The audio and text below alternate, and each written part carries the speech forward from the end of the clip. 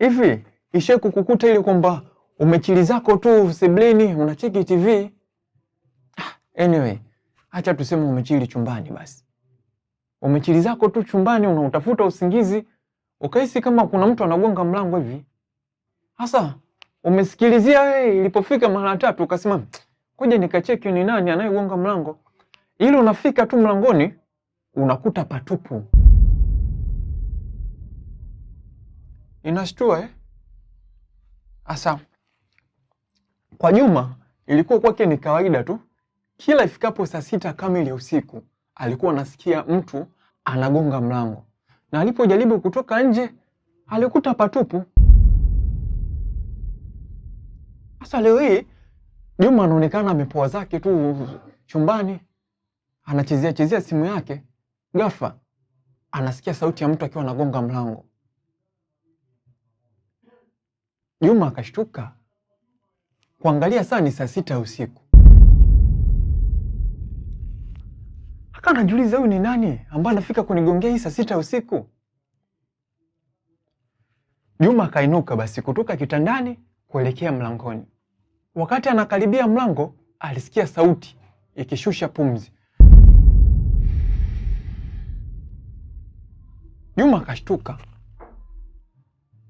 Akauliza, "Oi, wewe ni nani?" Kimya.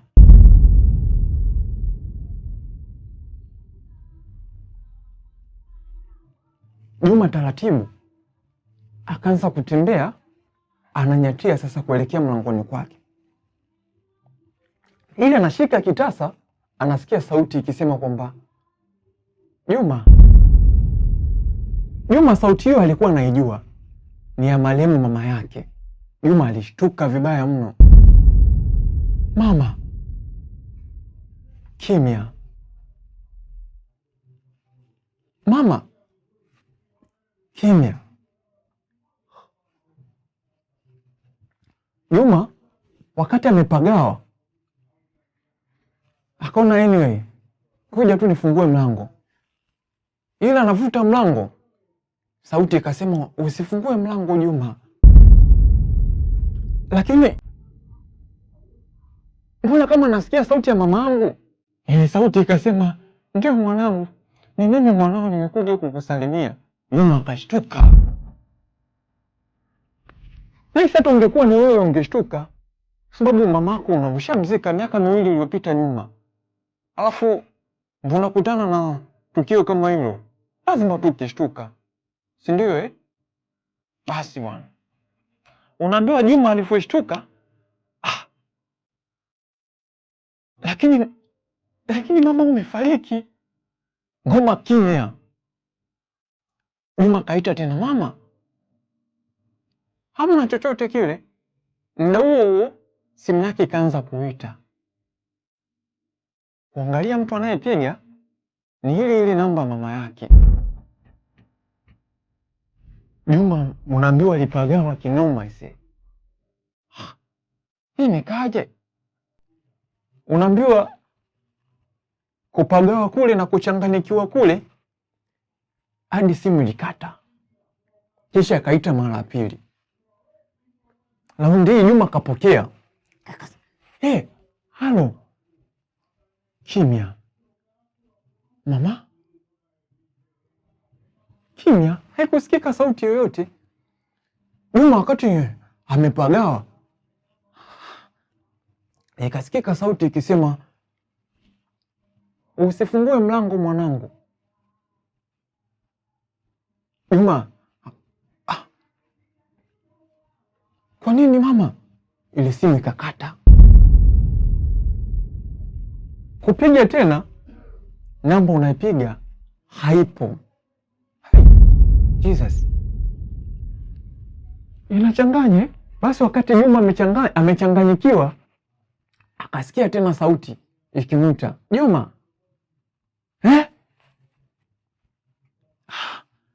"Mama." "Mwanangu usichanganyikiwe, ni mimi mama yako." Unaambiwa Juma alipagawa kishenzi. Wakati Juma amepagawa, akasikia tena sauti ya mwanaume ikisema kwamba, "Fungua mlango mwanangu." Juma alishtuka vibaya mno. Juma alishtuka na kurudi nyuma hatua 3 kutoka pale aliposimama. Wewe ni nani? Ile sauti ikacheka, kisha ikasema kwamba ina maana haujanijua mwanangu. Jamani, mbona kama mnanichanganya hivi? Usichanganikiwe, ni mimi baba yako. Juma alishtuka kusikia baba yake. Kwa nini Juma alishtuka kusikia baba yake? Kwa sababu baba yake hakuwahi fanikisha kumtia machoni. Maana yeye amezaliwa tu na kukutana na taarifa kwamba baba yako ashafariki. Kwa hiyo maisha yake yote kuanzia akiwa na mwaka 1 mpaka kufikisha miaka 26 hakuwahi kabisa kukutana na baba yake, na aliishi akiamini kwamba baba yake ashafariki. Kwa hiyo alivyosikia mimi ni baba yako, alichanganikiwa vibaya mno. Sasa wakati Juma amechanganikiwa, alirudi nyuma na kupanda tena juu ya kitanda chake, kisha akavuta blanketi na kujifunika ile gubigubi. Nikisema gubigubi nadhani mtakuwa mnanielewa, si ndio eh? Asubuhi na mapema palipopambazuka, Juma aliamka na kunyoka moja kwa moja kwa jirani yake ambaye alikuwa anaitwa Mzee Abasi. Alipofika tu pale kwa Mzee Abasi, Mzee Abasi alimwambia, vipi? Alikuja kukusalimia baba yako eh? Juma alishtuka. Inamaanisha unaelewa nini kinaendelea eh? Mzee alitabasamu tu kisha na kuweka sura ya serious. Juma alisikika akimwambia mzee kwamba mzee, mbona kama mnanichanganya hivi? Hebu naomba uniambie basi, ni nini kinaendelea? Mzee alimwambia kwamba Juma, baba yako alikufa, lakini kabla ya kufa kuna kitu alitakiwa kikamilishe. Asa hakukikamilisha, kwa hiyo amerudi kuja kukikamilisha. Juma kauliza ni kitu gani hicho? Mzee akaanza kumpa story sasa. Ilikuwaje mpaka baba yake alikufa? Akamwambia kwamba hivi unajua kwamba baba yako alikuwa mchawi? Juma alishtuka vibaya mno. Kivipi? Mzee akamwambia tulia. Tulia sasa. Juma akamwambia nakusikiliza. Muda huo Juma anatetemeka vibaya mno. Mzee wako alikuwa mchawi, na at least hata angekuwa mchawi, uchawi wake ungekuwa una faida. Lakini mzee wako uchawi wake ulikuwa hakula nyama za watu na kutoa kafara mimba ambazo zina miezi 8, 6, 7 hivi. Juma alishtuka vibaya mno. Juma alivyoshtuka, yule mzee akamwambia, asa kijana, hilo linakutishia, lakini ukijua kwamba kilichomuua baba yako ni nini, si utapagawa zaidi. Juma akapoa kwanza, kisha akauliza, ni kipi kilichomuua baba yangu? Yule mzee akamwambia kwamba baba yako aliuliwa na mama yako. Juma alishtuka. Inashangaza eh? Mzee, mbona kama unanichanganya hivi? Mama yangu angewezaje kumuua baba yangu? Mbona kama mnanivuruga? Lakini mzee akamwambia, sikuvurugi. Hata hivyo naona mama yako tu ndio aliyechelewa kukupa hizo taarifa. Juma akasema kwamba mimi mama hakunipa taarifa yoyote ile. Taarifa kubwa tu alionipa mimi ni nakumbuka kwamba kuna siku mama yangu aliniambia kwamba Juma, usije ukauza hii nyumba. Sawa eh? Nilivyomuuliza kwa nini, aliniambia ukifika muda nitaelewa. Na badala ya kuniambia hivyo, hakumaliza hata wiki mama alifariki. Yule mzee akawa na tabasamu tu. Inakushangaza eh? Asa, kama inakushangaza, fanya basi kama unakosea hivi.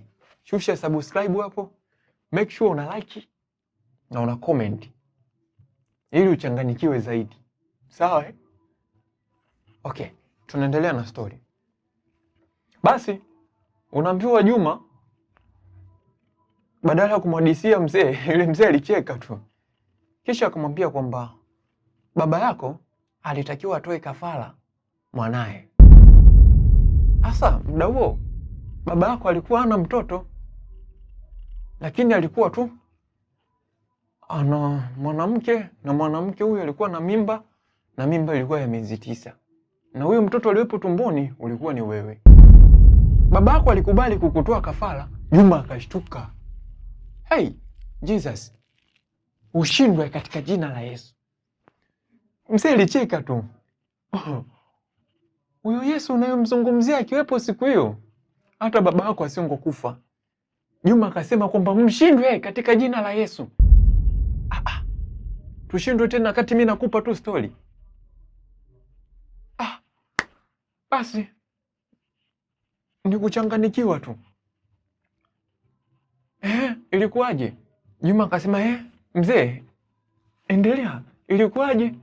Asa baba yako ulifika usiku wa kafara. Asa huo usiku mama yako aliamka na akachukua nguo ya ndani ya baba yako, akaenda kwenye vifaa vya baba yako ambavyo alitakiwa akatoe kafara, katia mule, akachanganya na madawa mengine, kisha akafunika.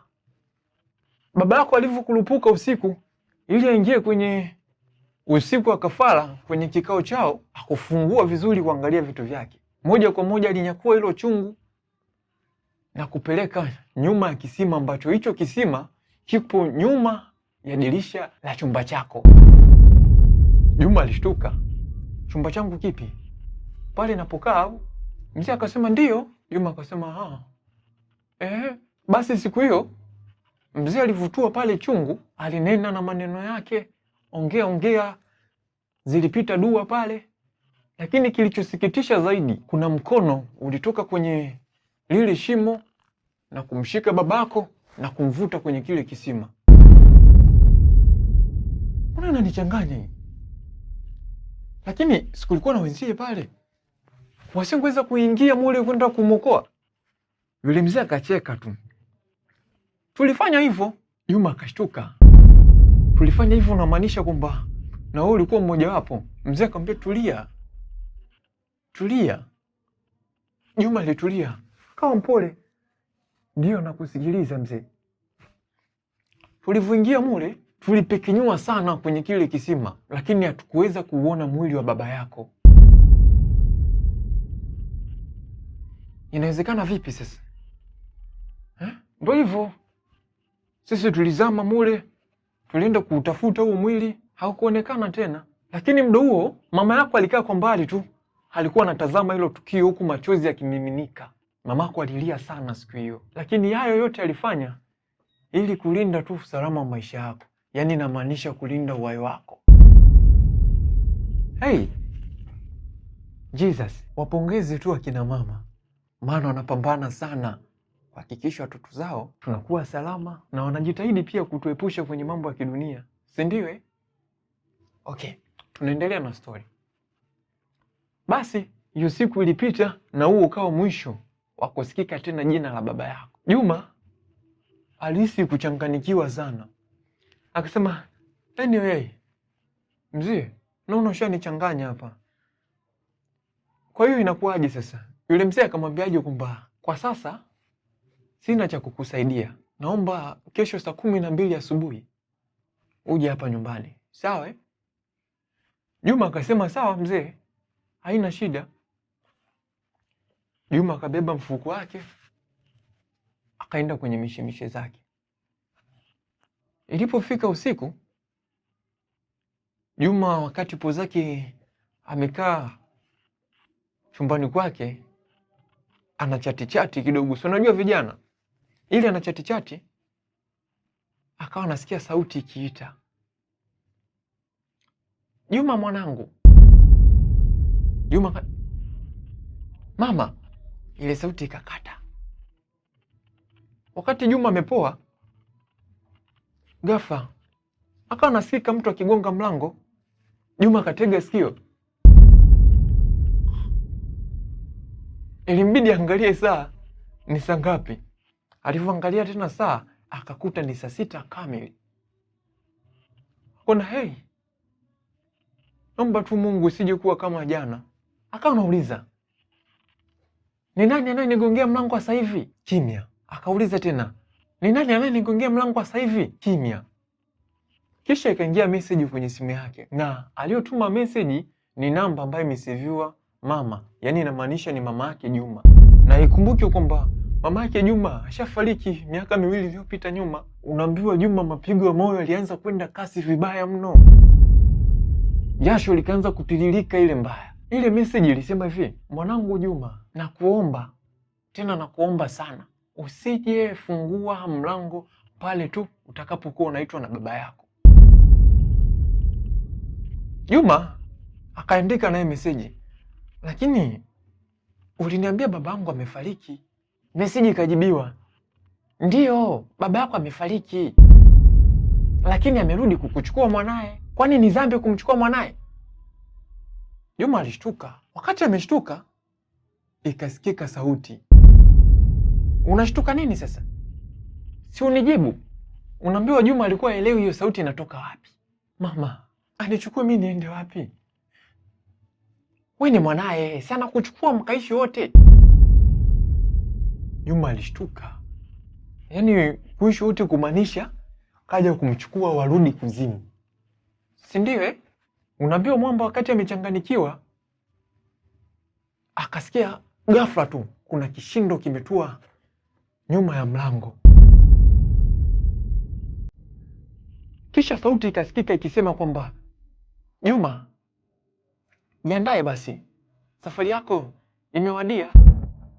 Juma akauliza bila uoga, tena kwa ujasiri vibaya mno, msinichanganye bwana, safari gani hiyo? Mbona mnanichanganya? Mimi ni kosa gani ambalo nimefanya?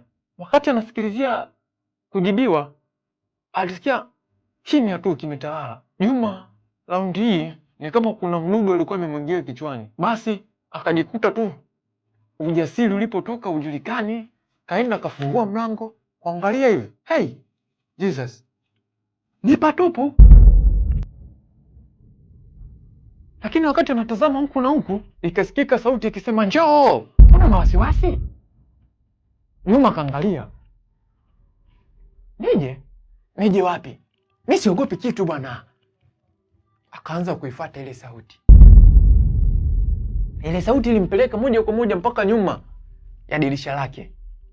Alipofika pale nyuma, ndo akakumbuka kwamba yule mzee alimwambia kwamba nyuma ya dirisha lako kuna kisima.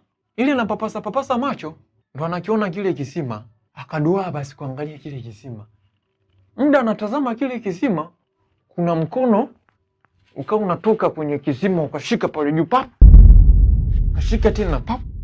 Yaani ni kama kuna mtu anapanda hivi. Jesus.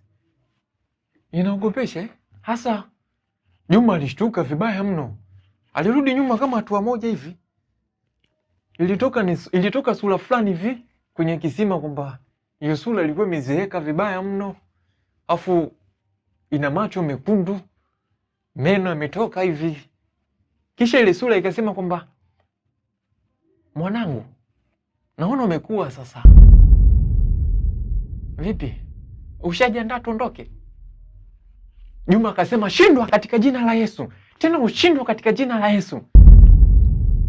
Sasa yule mtu, sijui ni mtu, sijui niseme ni kitu, kilicheka kwanza. Kilicheka vibaya mno. Kisha kikasema kwamba, Yesu anahusika vipi kwenye damu yangu? Wewe ni damu yangu, sio damu ya Yesu. Hata wewe nahisi ungechanganikiwa, si ndio? Basi bwana. Juma alisikika akisema kwamba, wewe koma. Ningekuwa mwanao usingotaka kunitoa kafara. Ningekuwa mwanao mimi usingotaka kuniua. Kwa kuwa mimi na Yesu ndani yangu, ndo maana misheni yako ilifeli. Kile kinyago kilicheka. Kisha kikasema, mimi sikufeli. Sikufeli kabisa. Sasa nataka nikuthibitishie kwamba mimi sikufeli, leo tunaondoka wote. Wakati Juma anajaribu kutamka, ghafla sauti ikakata. Kila akijaribu anashika ngoma imekata mazee. Muda huo huo akatokezea marehemu mama yake. Juma mama yake anamkumbuka vizuri mno. Kisha sauti ya mama yake ikasema kwamba, baba Juma, si ujaribu tu kumwacha mtoto wako, hiyo adhabu uliopewa ukaitumikie peke yako. Hivi unajisikia raha hayo mateso unayopitia wewe apitie na mwanao? Hebu jaribu kuwa na huruma basi. Kile kinyago kikamgeukia yule mzee, kikamwambia kwamba wewe mwanamke ni msaliti. Unaambiwa mzimu wa mamake Juma ulishtuka vibaya mno. Kisha ukasema kwamba, ina maana unataka kuniambia kwamba licha ya yote yaliyotokea bado unataka kuchukua maisha ya mtoto wako eh? Alisema hapana, sitaki kuchukua maisha ya mtoto wangu, ila nataka yeye aje huku, mimi nirudi huku, maana maisha ya huku ni machungu sana. Yule mama akasema kwamba ndani ya Juma kuna Roho Mtakatifu, hivyo basi naamini Roho Mtakatifu hawezi akamwacha mwanangu ateseke kwa ajili yako. Kisha ule mzimu ukapotea. Juma akashtuka. Aisee, kumbe ilikuwa ni ndoto aisee. Juma alikuwa anaota. Inashangaza eh? Yaani yale matukio yote Juma alikuwa anaota. Na hapa ndio unakuwa mwisho wa hii historia yetu. Hivyo basi naomba msisahau kusubscribe na kucomment na kulike. Lakini kama kuna chochote kile utakuwa unatamani kuongea au kunishauri tu, unaweza kunishauri chochote kile. Make sure unatua tu kwenye comment hapo. Mimi nitakusikiliza tu. Mimi ni nani? Fanya hivyo basi. Nishauri chochote kile, ili mambo yawe mazuri zaidi.